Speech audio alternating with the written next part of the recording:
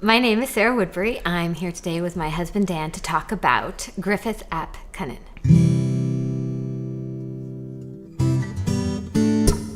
You mentioned Gruffydd in the video about Robert of Rhuddlan and that he deposed Robert.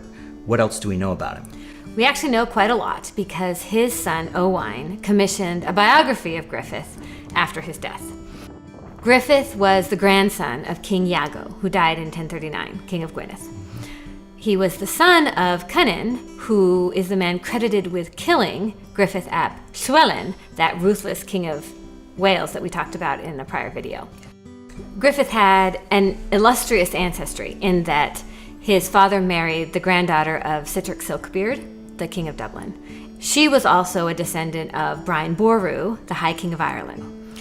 The important aspect of that is that when Gruffydd attempted to regain or take the throne of Gwynedd, he had both Irish and Danish family at his back to support him. He tried to take Gwynedd 4 times. In the video about Robert of Rhuddlan, we talked about 3 of those attempts. The first was in 1075 when he allied with Robert against Thrahearn, who was the king of Gwynedd at the time. The second time was in 1081 when he allied with another Welsh king against Robert of Rhuddlan. He actually won in that instance, but then was captured by Robert and the Earl of Chester and imprisoned for 12 to 16 years. Yeah. We're a little bit uncertain about that timing. Mm-hmm. The third instance was he escaped from captivity and orchestrated the death of Robert of Rhuddlan. So from 1094, he was the king of Gwynedd, essentially. He continued to have conflict with Chester, however, to the point that by 1097, he had to flee again to Ireland.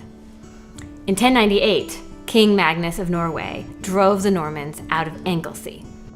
Gruffydd took that as an opportunity to return to Gwynedd with this combined Irish-Danish army he could acquire and regain Gwynedd for himself.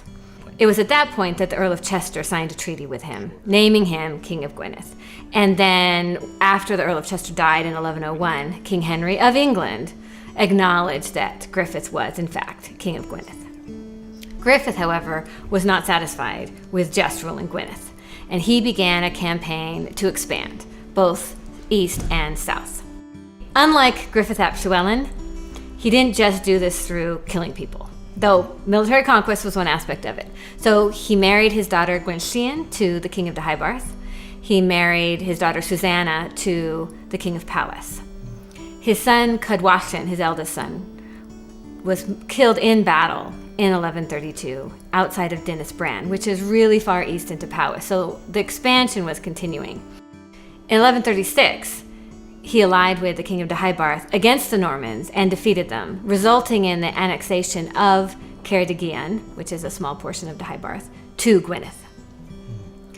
Gruffydd died in 1137, and his son Owain, his second son, became king.